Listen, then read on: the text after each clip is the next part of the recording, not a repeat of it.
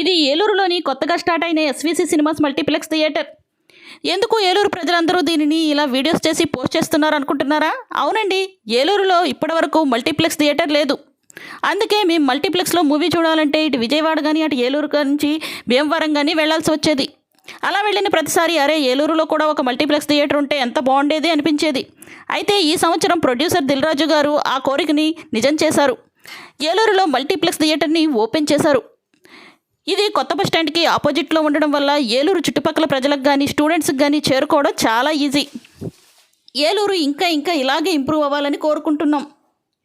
ఏలూరులో ఏముంది అనేవాళ్ళకి ఇది ఒక మంచి సమాధానమనే అనిపించింది. చాలా ఎంప్లాయ్మెంట్ అనేది కూడా క్రియేట్ అవుతుంది.